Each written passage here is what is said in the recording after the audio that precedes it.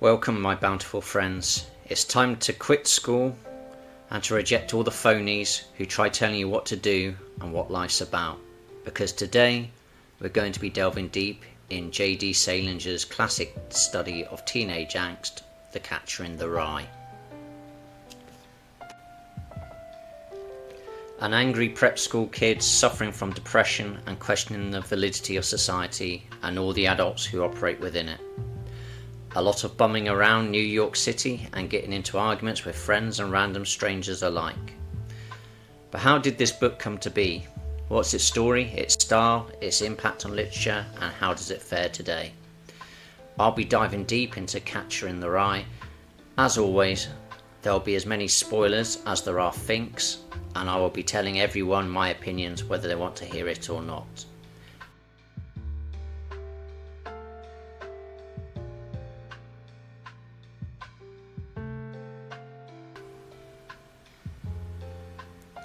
Salinger's Catcher in the Rye is unquestionably one of the most influential novels of the 20th century, but like so many classics I've already discussed on this channel, the work virtually overshadowed all subsequent writing by the author, and its development was a long and complicated affair.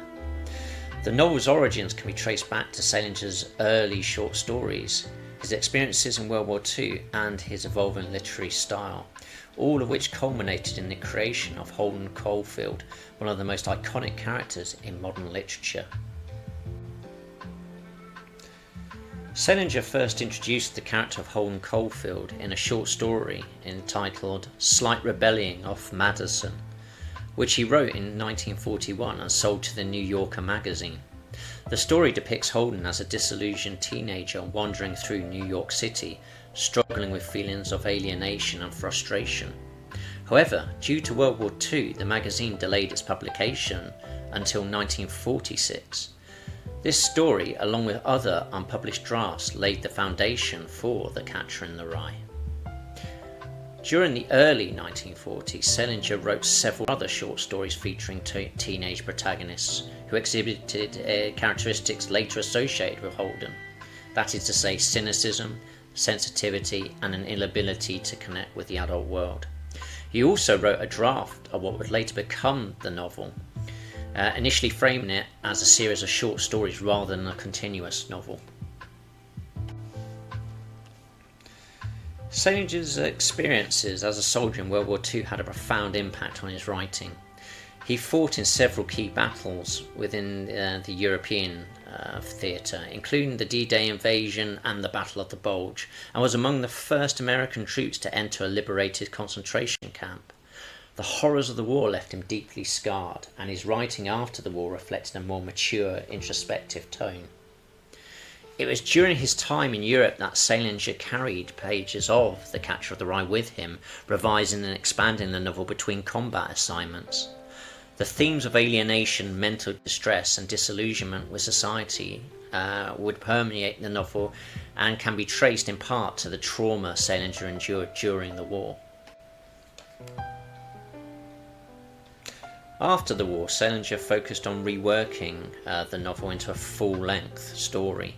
He moved away from his initial idea of presenting Holden's story as an interconnected short story series, and instead structured the novel as a first-person narrative recounting his experiences in a continuous flow. The book was finally published in 1951 and became an immediate sensation, resonating deeply with young readers. However, it was also controversial due to its themes of rebellion, profanity, and the criticisms of societal norms. Despite this, or perhaps because of it, the novel became a defining work of post-war American literature.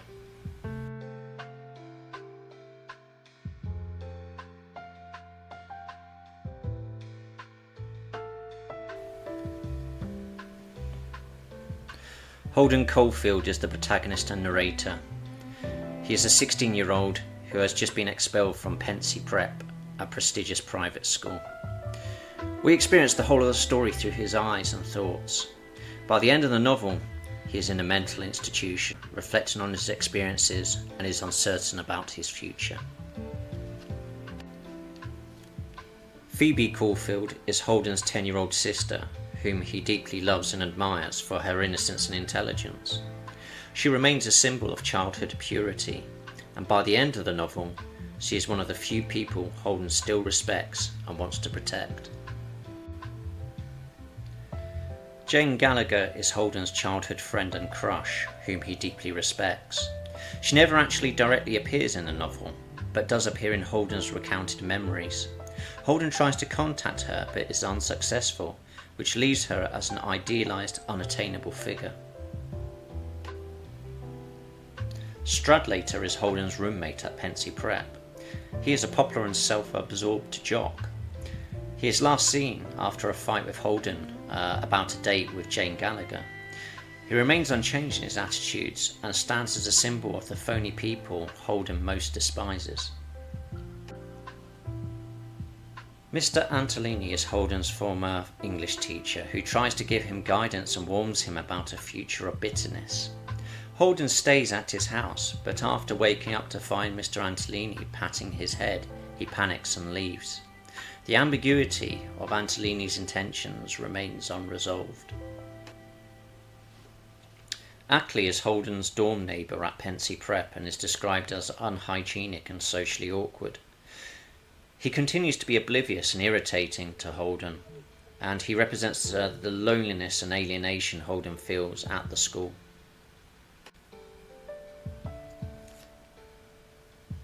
Sally Hayes is Holden's ex-girlfriend, whom he invites on a date.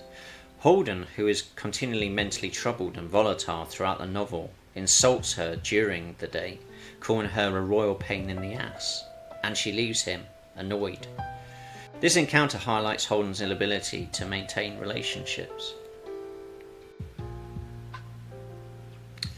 Ali Caulfield is Holden's younger brother, who died of leukemia at age 11. He remains a symbol of pure, uncorrupted innocence in Holden's mind. Holden often talks to him as if he is still alive. D.B. Caulfield is Holden's older brother and is a successful young writer in Hollywood, whom Holden criticises as having sold out. Like Jane Gallagher, D.B. is always an off-screen presence who is never directly encountered in the novel by the reader. He remains in Hollywood throughout and symbolises the adult world that Holden sees as phony. Sunny is a young prostitute whom Maurice sends to Holden's hotel room. She leaves after Holden awkwardly backs out of the encounter, and this highlights his emotional immaturity and discomfort with adult experiences.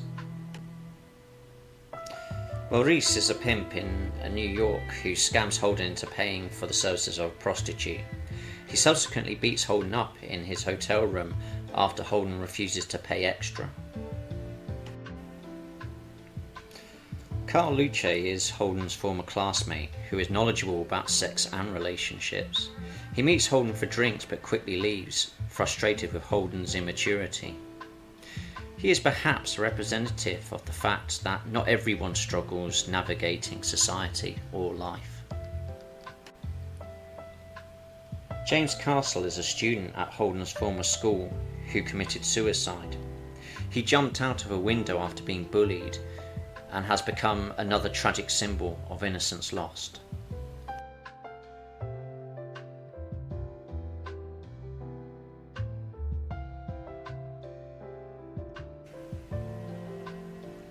The novel begins with Holden Caulfield, a disillusioned teenager, who addresses the reader from an unspecified institution where he is undergoing unspecified treatment. He recounts events leading up to his breakdown, starting with his final days at Pensy Prep, a prestigious Pennsylvania boarding school. Having failed most of his classes through lack of application, Holden has been expelled but is allowed to stay until the end of term. On his last day, Holden visits his history teacher, Mr. Spencer, who tries to offer him sage advice about his future, but Holden finds him condescending and dismisses his words. Later, he gets into a fight with his roommate, Stradlater, over the latter's dating of Jane Gallagher, a girl Holden deeply cares for. Enraged, Holden decides to leave Pensy immediately and head off to New York City instead of returning home, which is maybe because his parents are unaware of his expulsion.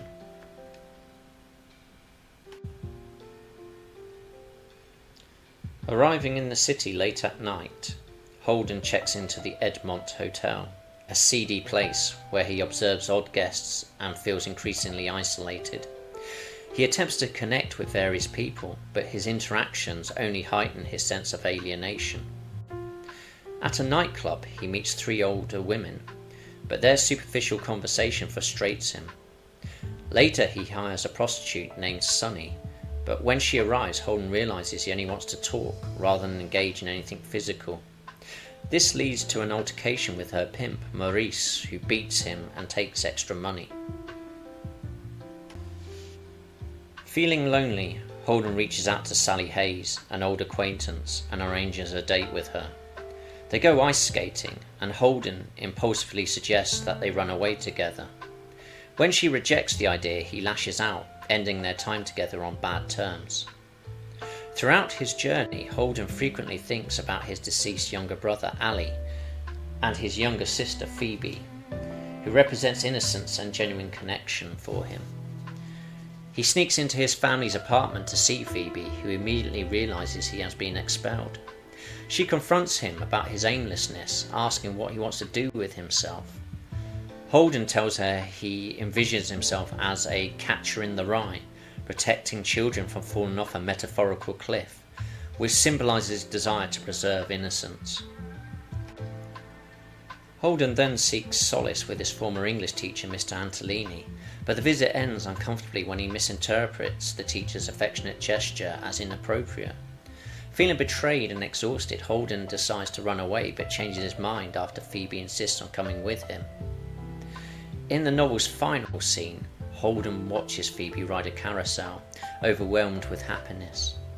This moment symbolises a fleeting sense of peace before he ultimately ends up in the institution from which he narrates the story.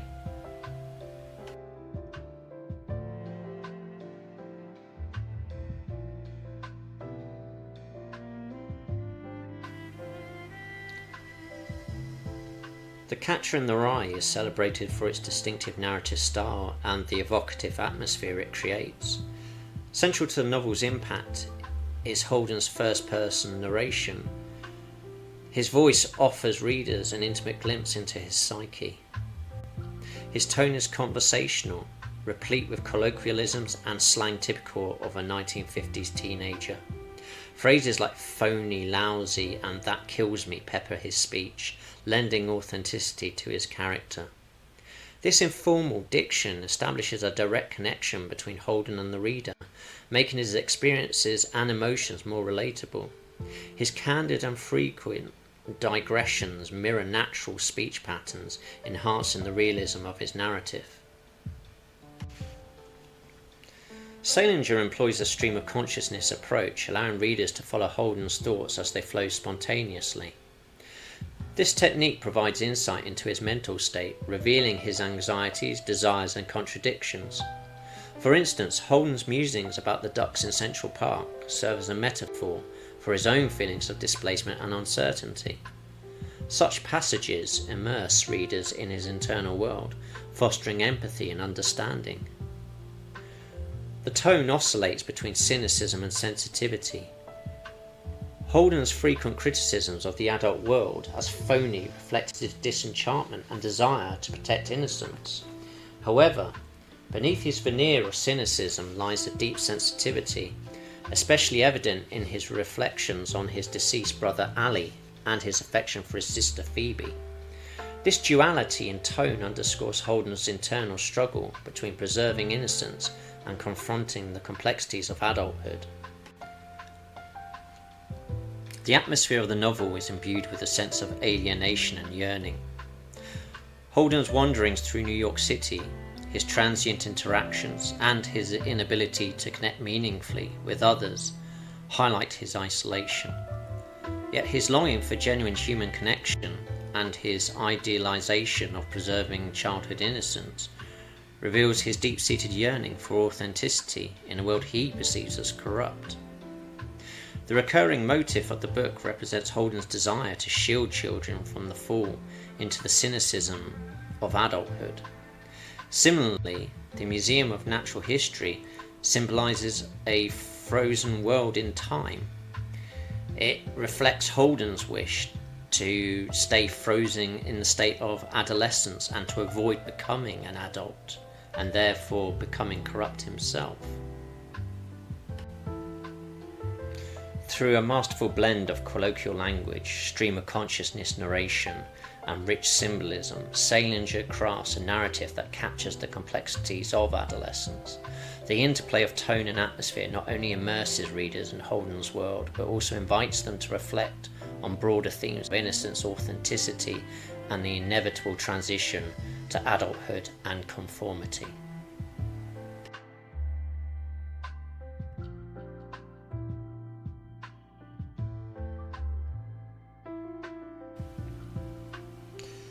The novel explores a healthy raft of interrelated themes that are primarily focused on the universal struggle of growing up. These themes make the novel a timeless portrayal of adolescence and the human condition. Alienation is one of the most prominent themes in the novel. Holden constantly feels disconnected from the world around him, criticising nearly everyone he meets, young or old, as phony. This alienation is both self-imposed and a defence mechanism. Holden isolates himself because he fears rejection and disappointment. However, despite his outward disdain for society, he longs for meaningful human connections.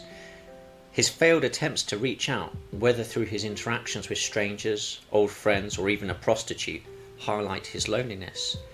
His alienation reflects the universal struggle of individuals who feel out of place in a world that seems indifferent to them.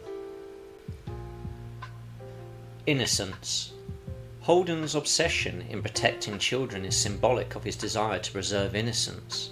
This is best illustrated through his fantasy of being the catcher in the rye, where he imagines himself standing at the edge of a cliff, catching children before they fall. This symbolises their fall into adulthood and corruption. His love for his younger sister Phoebe and his deceased brother Ali reinforces his admiration for purity and honesty, traits that he believes disappear once one enters into adulthood. However, as the novel progresses, Holden begins to realise that growing up is inevitable, and innocence cannot be preserved forever. This theme resonates with anyone who has struggled with the transition from childhood to adulthood. Depression. Holden's behaviour and thoughts reveal signs of depression, anxiety, and unresolved trauma.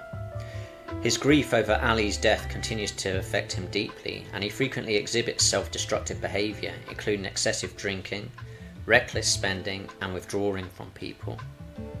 His fixation with death maybe stems from it because it's something that stalks his life through those that he has known and lost. Such are his musings about disappearing and his fantasy of being shot, that it hints at suicidal thoughts. The novel provides a raw and realistic portrayal of teenage mental health struggle, making it still relevant today. Corruption. In Holden's eyes, the adult world is filled with hypocrisy and artificiality. He sees adults as insincere and corrupt beings who have betrayed their true selves, which is in contrast to childhood, which is a state where all are authentic and truthful to themselves as they have not yet been indoctrinated or succumbed to the forces of coercive conformity. His repeated use of the word phony underscores his deep dissatisfaction with the world around him. However, his own contradictions show that he too struggles with honesty, revealing the complexity of human nature. Through all these themes, The Catcher in the Rye is a powerful exploration of youth, identity, and the challenges of growing up. Holden's journey captures the universal experience of adolescence, making the novel a lasting and meaningful work in literature.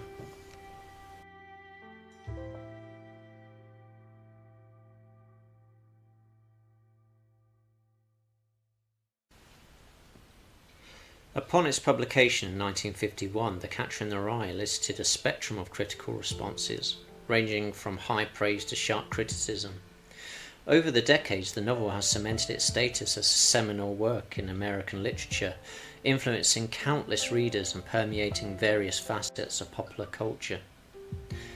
At its release, it garnered both acclaim and disapproval. Nash K. Berger of the New York Times lauded it as an unusually brilliant novel, highlighting Salinger's adeptness at capturing the vernacular of contemporary adolescence. Conversely, some critics found the novel lacking. An early review described it as disappointing, suggesting that while Holden Caulfield was an extraordinary portrait, there was just too much of him in a narrative and very little in the way of tangible events or action. Despite its acclaim, the novel has faced significant challenges and censorship. Its candid portrayal of teenage sexuality, use of profanity, and themes of rebellion led to its frequent banning in schools and libraries, particularly in the 1960s and 70s. The American Library Association listed it among the most frequently challenged books from 1990 to 2000. These controversies have paradoxically heightened its allure, often drawing readers curious about its contentious reputation. The Catcher in the Rye is again one of those books that one may not have actually read, but everyone has at least heard of it. Its themes and characters have inspired numerous adaptations, references and homages across various media that deal with teenage angst and the questioning of society or authority. The novel's legacy is also marked by its association with several high-profile criminal cases. Mark David Chapman, who assassinated John Lennon in 1980, was found reading the book at the crime scene and later identified with Holden Caulfield, claiming the novel as his statement. Similarly, John Hinckley Jr., who attempted to assassinate President Ronald Reagan in 1981, had a copy of the book in his possession. These incidents have added a layer of notoriety to the novel's history, prompting discussions about its psychological impact, as well as some conspiracy theories linking it to the CIA's MK-Ultra program. The novel's groundbreaking status and its ability to capture the complexities of adolescence has ensured its longevity and its place in literary history. It is still frequently included in topical discussions and continues to be studied in academic settings. Salinger, however, became increasingly reclusive after its success, retreating from public life and refusing to publish further novels. The mere mention of his name immediately conjures this iconic novel and its moody protagonist.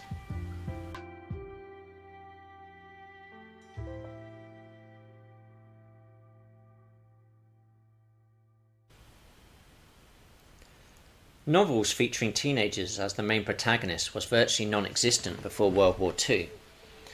The nearest we get is Huckleberry Finn, who is around 13 and therefore a lot younger than Holden, and the story is set in early to mid 19th century, so quite unrelatable to the people of the 20th century. Teenagers weren't actually a thing in pre-war culture.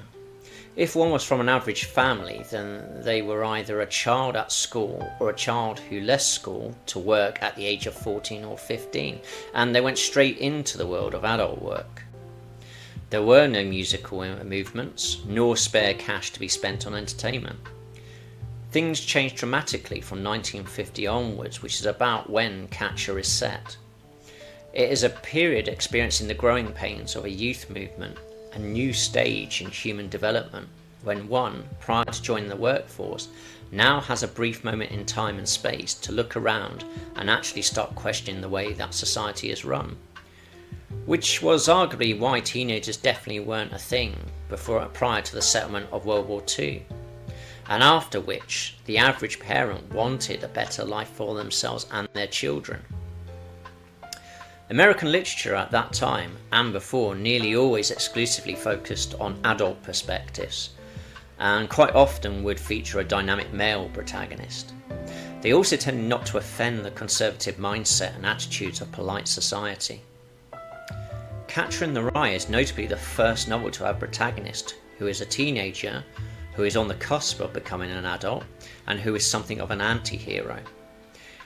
Its exploration of teenage angst, rebellion, and the quest for authenticity resonated deeply with adolescents themselves, who could finally read something written from their perspective. Holden's disdain for societal phoniness and his candid expression of inner turmoil mirrored the sentiments of many young readers, fostering a profound connection. This relatability contributes to the novel's enduring presence in educational curriculum and its status as a touchstone for discussions about adolescence. The fact that the book has often been banned or censored also marks it out as something special. It didn't suffer this fate because it sought to be sensational or lurid, like so many other imitators. It earned this fate because it was uncomfortable reading for the powers that be, and those certain individuals who see themselves as stooges of the system, whether they be doctors, teachers, preachers, or politicians. It made certain people sweat that the youth could get ideas from reading the book and start asking unwanted questions themselves. Immediately after the war, Americans found themselves fully engaged in the Cold War. American society of the 50s and 60s was conservative and paranoid at heart.